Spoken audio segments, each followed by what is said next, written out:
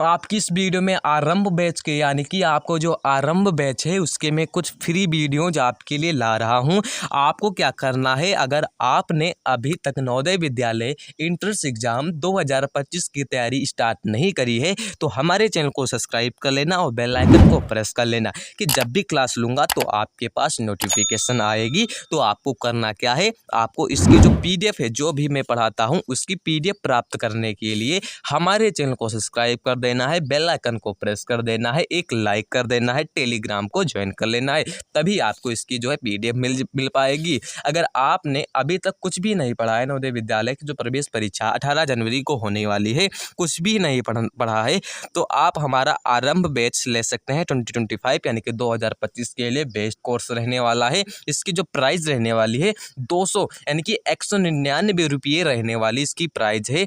यही आपको जो इसमें आपको बेसिक लेवल से क्वेश्चन कराए जाते हैं और यहाँ पर आप अंदाज़ा लगा सकते हैं वहाँ पर किस प्रकार से तैयारी आरंभ बैच में आपको कराई जाएगी मात्र ही 199 रुपये में। तो आपको इस प्रकार से बेसिक के क्वेश्चंस लिए जाएंगे, आप फिर इस एडवांस लेवल के लिए जाएंगे जो फिर आपसे जो मोस्ट इंपॉर्टेंट क्वेश्चन रहने वाले हैं जो आपकी प्रवेश परीक्षाओं में पूछे जाते हैं तो वह क्वेश्चंस आपसे के लिए लिए जाते हैं। तो आरंभ बैच को ज्वाइन करना ना भूलें, साथ में सब्सक्राइब करना ना भूलें। तो पहला प्रश्न यहाँ पर क्या कहता है, पहला प्रश्न क्या कहता है कि संख्या प्रणाली के मुख्यतः कितने प्रकार के होते हैं, यानी कि संख्या जो पद्धति होती है वो मुख्यतः कितने प्रकार की होती है। तो आपको इसमें बेसिक से मैं बता रहा हूँ, यानी कि संख्या प्रणाली के मुख्यतः कितने प्रकार होते हैं। तो आप बोलेंगे वहाँ पर 3 प्रकार होते हैं। क्या होते हैं? 3 प्रकार होते हैं। कौन से प्रकार होते हैं? देखो, पहला प्रकार होता है आपकी भारतीय यानी कि इंडियन नंबर सिस्टम यानी कि भारतीय संख्या यानी कि प्रणाली आपकी होती है। दूसरी आपकी जो होती है वो अंतर्राष्ट्रीय क्या होती है? अंतर्राष्ट्रीय संख्या प्रणाली आपकी क्या होती है? अंतर्राष्ट्रीय संख्या प्रणाली होती है। क्या होती है? राष्ट्रीय संख्या प्रणाली होती है। अब यहाँ पर जो आपकी तीसरी रहने वाली है वो आपकी होती है यानी कि रोमन सिस्टम यानी कि रोमन क्या होता है? रोमन अंक यानी कि रोमन अंक यानी कि अंक भी बोल सकते हैं और इससे प्रणाली यानी कि पद्धति भी बोल सकते हैं। तो ये आप क्या थे कुछ संख्या प्रणाली के मुख्यतः प्रकार। पहला भारतीय संख्या प्रणाली, दूसरा अंतर्राष्ट्रीय संख्या प्रणाली, दूसरा रोमन अंक प्रणाली यानी कि रोमन सिस्टम। तो यहाँ पर ये आपके प्रकार थे। तो आपकी जो प्रवेश परीक्षा होती है उसमें अगर पूछ लिया जाता है तो बताइए भाई साहब, उसमें बताइए कि संख्या प्रणाली के मुख्यतः कितने प्रकार होते हैं। तो वहाँ पर आप 3 यानी कि B option is the right option कर देंगे। अब आइए नेक्स्ट प्रश्न के बारे में देख लेते हैं। देखो नेक्स्ट प्रश्न क्या कहता है कि 3 अंकों की सबसे बड़ी संख्या क्या है? 3 अंकों की सबसे बड़ी संख्या क्या है? देखो, सबसे बड़ी यानी कि सबसे बड़ी संख्या बनाने के लिए आपको प्रयोग करना है 9। जैसे क्या कहता है 3 अंकों की बनाओ, क्या कहता है 3 अंकों की बनाओ। तो हम 3 यानी कि 3 बार 9 का प्रयोग कर देंगे तो हमारी ये 3 अंकों की सबसे बड़ी संख्या हो जाएगी। अब यहाँ पर यही हमारा क्या ऑप्शन हो जाएगा? तो D option is the right option हो जाएगा। आपसे कितने भी अंकों की पूछे, 10 अंकों की सबसे बड़ी संख्या बता दीजिए, 5 अंकों की सबसे बड़ी संख्या बता दीजिए, तो आपको 9 को रिपीट कर देना है। अब आइए नेक्स्ट प्रश्न के बारे में देख लेते हैं।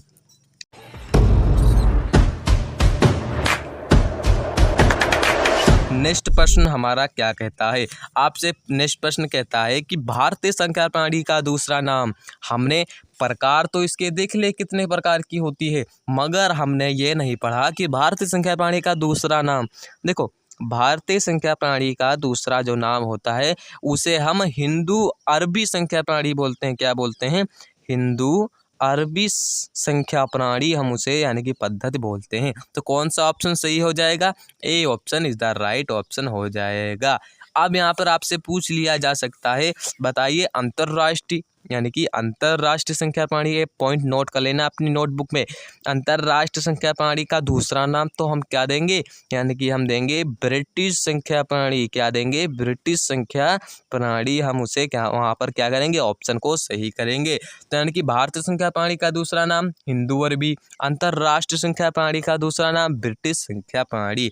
अब आइए नेक्स्ट प्रश्न के बारे में देख लेते हैं।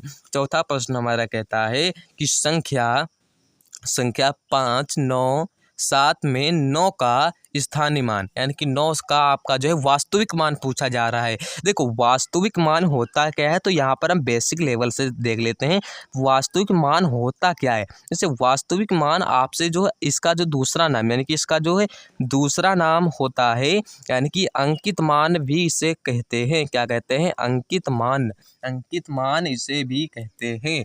वास्तविक मान जैसे मान लीजिए यहाँ पर 6, 7, 8, 9 इसमें पूछा गया है 9 का वास्तविक मान, तो वहाँ पर 9 का वास्तविक मान स्वयं हो जाएगा। क्या हो जाएगा?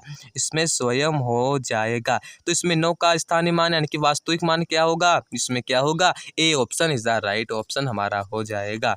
अब यहाँ पर नेक्स्ट प्रश्न के बारे में देख लेते हैं।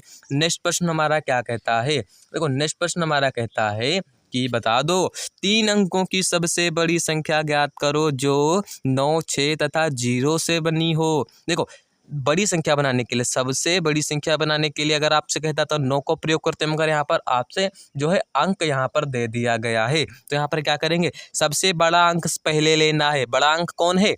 9 है। उससे बड़ा लेना है 6 है, यहाँ पर 6 है। उससे बड़ा लेना है तो यहाँ पर 0 दिया गया तो आप 0 लिख लेंगे। तो यही हमारी 3 अंकों की सबसे बड़ी संख्या हो जाएगी जो 9, 6 और 0 से बनी हुई है। तो यहाँ पर कौन सा ऑप्शन सही हो जाएगा? C option is the right option हो जाएगा। अब नेक्स्ट प्रश्न के बारे में देख लेते हैं। नेक्स्ट प्रश्न हमारा कहता है कि सबसे छोटी विषम अभाज्य संख्या तथा 2 अंकों की सबसे बड़ी अभाज्य संख्या का योगफल क्या है? हमें बताना है योगफल। योगफल का मतलब होता है दोनों को हम ऐड कर देंगे। क्या कर देंगे? ऐड कर देंगे। जब हम दोनों को ऐड कर देंगे, सबसे पहले पता तो होनी चाहिए कि विषम अभाज्य संख्या सबसे छोटी कौन है और सबसे बड़ी अभाज्य संख्या कौन है, तभी तो हम दोनों को ऐड कर पाएंगे, यानी कि जोड़ पाएंगे, उसका योगफल कर पाएंगे। तो यहाँ पर सबसे क्या बोलता है? सबसे छोटी विषम अभाज्य संख्या कौन सी है, पहले ये ढूंढना है। सबसे छोटी अभाज्य संख्या 3 है। क्या है? 3 हमारी अभाज्य संख्या यानी कि विषम अभाज्य संख्या हो जाएगी।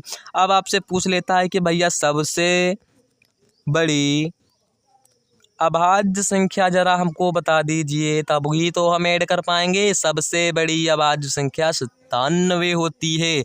जब हमें इन दोनों को ऐड करेंगे यानी कि इसका योगफल करेंगे तो हमें कितना प्राप्त होगा? यानी कि 97 प्लस 3, तो यहाँ पर हमें 100 मिल रहा है, यानी कि 100 मिल रहा है। तो कौन सा ऑप्शन सही हो जाएगा? तो हमारा इसमें C option is the right option हो जाएगा। अब आइए नेक्स्ट प्रश्न के बारे में देख लेते हैं। नेक्स्ट प्रश्न हमारा क्या कहता है? वह एकमात्र संख्या जो अभाज्य और सम संख्या, यानी कि यहाँ पर गलती आ गया, यानी कि सम दोनों है, वो हमें देखो कोई भी संख्या हो तो कंडीशन क्या कह रहा है? वो संख्या अभाज्य भी होनी चाहिए। क्या होनी चाहिए? अभाज्य भी होनी चाहिए और सम संख्या भी होनी चाहिए। तो यहाँ पर 2 को देख लेते हैं। 2 एक सम भी संख्या है और अभाज्य भी संख्या है। तो कौन सा ऑप्शन सही हो जाएगा? A option is the right option हो जाएगा। अब आइए नेक्स्ट प्रश्न के बारे में देख लेते हैं। 8वां प्रश्न क्या कहता है कि 50 गुणे 30 में इकाई अंक ज्ञात करो। इकाई अंक क्या मतलब? हम इसमें गुणा करेंगे। देखो इकाई अंक गुणा का अर्थ जैसे इसमें लंबा दिया गया तो तुम एक अंक लेते, तो यहाँ पर हम 50 गुणे 30 कर लेंगे। तो यहाँ पर क्या होगा? यानी कि 0 0, यहाँ पर 0 पाते हैं 15, तो हमें यहाँ पर गुणा करने पर मिला 1500। तो यहाँ पर जो पहला अंक रहेगा इससे हम बोलते हैं इकाई अंक। क्या बोलते हैं? इकाई अंक। तो हमारा कौन सा इकाई अंक होगा? आप बोलेंगे 0 हमारा इकाई अंक होगा। तो A option is the right option हमारा हो जाएगा। अब आइए नेक्स्ट प्रश्न के बारे में देख लेते हैं। नेक्स्ट प्रश्न हमारा क्या कहता है? देखो नेक्स्ट प्रश्न हमारा कहता है कि 2 अंकों का योगफल 13009 है। यदि एक संख्या 9999 है तो दूसरी संख्या क्या होगी? तो 2 अंकों की यानी कि इसमें योगफल दिया गया है 11009 दिया गया है। दूसरी संख्या क्या दी गई है? दूसरी संख्या 9 यानी कि 9999 दी गई है। अगर हमें दूसरी संख्या अगर हमें दूसरी संख्या ज्ञात करनी है तो हम इसमें क्या करेंगे, यानी कि घटाएंगे, यानी कि घटाव करेंगे। तो हम क्या करेंगे, इसमें हमसे घटा देंगे तो हमें यहाँ पर कितना प्राप्त होगा, तो यहाँ पर 0, यहाँ पर 1, यहाँ पर 1, यहाँ पर 1, तो यही हमारी क्या हो जाएगी, दूसरी संख्या हो जाएगी। अब यहाँ पर आपसे दूसरी संख्या तो पूछ ली गई, तो इसमें आपका ए ऑप्शन भी करेक्ट हो जाएगा। तो आपको इसमें समझना क्या है, तो आपको समझना है कि 9,999 प्लस यानी कि 1,010, तो इसको ऐड करके यहाँ पर कौन सी संख्या बनी हुई थी, इसको ऐड करके हमारी जो संख्या बनी थी 11,009 बनी हुई थी। तो यही हमारा क्या हो गया, ऑप्शन हो जाएगा। आपसे दूसरी संख्या पूछी जाती है, अगर आपसे पूछी जाती पहली संख्या तो हमारी ये होती, मगर इसमें दूसरी संख्या पूछी गई है तो हमारा क्या हो जाएगा, यानी कि ये हमारा A option is the right option हो जाएगा। अब आइए नेक्स्ट प्रश्न के बारे में देख लेते हैं। तो यहाँ पर आपसे इसमें बताया गया है कि 1 से 100 तक की संख्याओं को लिखने पर 9 कितनी बार आता है। तो अगर आपको पता होगा तो यहाँ पर हम क्या करते हैं, 1 से 100 तक की सभी संख्याओं को लिख लेते हैं। तो वहाँ पर अगर आप लिखेंगे तो आपका जो समय है बहुत जाएगा। तो आपको इस प्रकार से देखना है कि 1 से 10 तक कितनी बार 9 आता है, तो आप बोलेंगे 1 बार। तो आप बोलेंगे 10 से 20 तक कितनी बार 9 आ रहा है, 1 बार। 20 से 30 तक कितनी बार 9 आ रहा है, बोलेंगे 1 बार, यानी कि 29 आ रहा है। अब 30 से 40 तक कितनी बार 9 आ रहा है, अगर आपको समझ नहीं आ रहा तो आप 1 से 100 तक लिख लीजिएगा तो वहाँ पर समझ में आएगा, 1 बार। 40 से 50 तक कितनी बार 9 आ रहा है, 1 बार। यानी कि 50 से 60 तक कितनी बार 9 आ रहा है, बोलेंगे 1 बार। 60 से 70 तक कितनी बार 9 आ रहा, आप बोलेंगे 1 बार। और 70 से 80 तक कितनी बार 9 आ रहा, आप बोलेंगे 1 बार। क्या आ रहा, 1 बार आ रहा। अब यहाँ पर देखना है 80 से लेकर 90 तक कितनी बार 9 आ रहा, आप बोलेंगे 2 बार, क्योंकि इसमें 79 भी यानी कि इतना भी आ रहा है, इसमें 9 भी आ रहा है, तो इसमें क्या हो जाएगा, 2 आ रहा है। तो अब यहाँ पर लिख लेना है, यानी कि 91, 92, 93, 94, 95, 96, 97, 98, 99। अब यहाँ पर आपको गिन लेना कि पूछा कितनी बार 9 आएगा, तो यहाँ पर क्या आएगा, इसमें हमारा कौन सा, यानी कि 1, 2, 3, 4, 5, 6, 7, 8, 9, यानी कि 9, और इसमें 1 बार आया था, इस 10, 11, 12, 13, 14, 15, 16, 17, 18, 19, 22, यानी कि 19, 20, तो कितनी बार आया, तो यहाँ पर 20 बार आया। तो अगर आपको नहीं समझ में आया तो आप क्या करेंगे, 1 से 100 तक की संख्याओं को यहाँ पर लिख लेंगे तो आपको यहाँ पर क्या हो जाएगा, पता चल जाएगा कितनी बार 9 आ रहा है। तो कौन सा ऑप्शन सही हो जाएगा, B option is the right option हो जाएगा। अब आइए नेक्स्ट प्रश्न के बारे में देख लेते हैं। यानी कि अंक 0, 4 तथा 9 से बनने वाली 5 अंकों की छोटी से छोटी संख्या क्या होगी। तो यहाँ पर छोटी संख्या बनानी है तो आप क्या करेंगे, सबसे छोटा पहले लेंगे। सबसे छोटा क्या है, सबसे छोटा आपका क्या है, सबसे छोटी है 5 अंक की बतानी है। तो इसमें बी ऑप्शन, कुछ लोग बोलेंगे सबसे छोटी तो बी है, तो बी ऑप्शन हमारा गलत हो जाएगा। सी ऑप्शन तो 21,000, तो ये भी गलत हो जाएगा। तो डी ऑप्शन भी गलत हो जाएगा, क्योंकि 0 तथा 4 और 9 से बननी चाहिए। तो इसमें कौन होगा, यानी कि 9 से, यानी कि A option is the right, यानी कि 9 से भी बन गई, तो यहाँ पर 3 बार 0 को रिपीट कर दिया गया, इसमें 4 की सभी अंकों का इसमें प्रयोग हुआ, 9 का भी, 0 का भी, 4 का भी। तो इसको क्या हो जाएगी, सबसे छोटी संख्या हो जाएगी। तो A option is the right option हो जाएगा। अब यहाँ पर बताया गया है कि निम्नलिखित में से अभाज्य संख्या है, अभाज्य संख्या 90 का भाज्य संख्या है, नहीं, आप बोलेंगे इसका इकाई अंक तो 0 है, तो ये क्या हो जाएगी, सम संख्या हो जाएगी। अब यहाँ पर नेक्स्ट प्रश्न के बारे में देख लेते हैं। 97, हाँ बिल्कुल है, 97 क्या है, अभाज्य संख्या है। क्या है, अभाज्य संख्या है। तो कौन सा ऑप्शन सही हो जाएगा, B option is the right option हो जाएगा। अब यहाँ पर देख लेते हैं, ये प्रश्न क्या कहता है कि 3 अंकों की बड़ी से बड़ी संख्या जो सबसे बड़ी संख्या, यानी कि जो 3, 5 तथा 8 से बननी चाहिए। तो बड़ी बनानी है तो पहले 8 का प्रयोग करेंगे सबसे बड़े अंक का, उसके बाद उससे बड़े अंक का यानी कि 5, फिर उससे छोटे का 3। तो ये हमारी क्या हो जाएगी, 3 अंकों की सबसे बड़ी संख्या हो जाएगी। तो A option is the right option हो जाएगा। आइए नेक्स्ट प्रश्न के बारे में देख लेते हैं। नेक्स्ट प्रश्न हमारा क्या कहता है, अब यहाँ पर बताया गया है कि संख्या 8, 3 यानी कि 8, 3, 8 में 8 का स्थानीय मान, यानी कि इसमें बताया गया था स्थानीय मान का योग क्या है। देखो 8, 3 8 में क्या, जब हम स्थानीय मान निकालेंगे तो इसमें पहले 8 का भी निकालेंगे।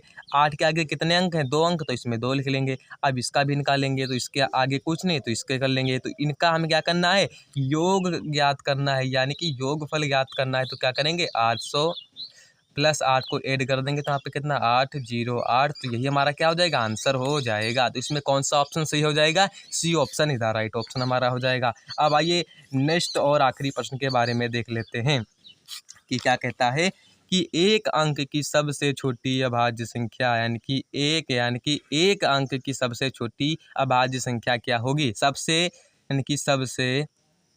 सबसे छोटी जो आपकी अभाज्य संख्या रहने वाली है वो हमारी क्या रहने वाली है, 2 अभाज्य संख्या रहने वाली है। तो इसमें कौन सा ऑप्शन सही हो जाएगा, D option is the right option हो जाएगा। तो इसकी जो PDF है हमारी टेलीग्राम चैनल पर आपको मिल जाएगी। टेलीग्राम चैनल को ज्वाइन कर लेना और साथ में व्हाट्सएप ग्रुप को ज्वाइन कर लेना।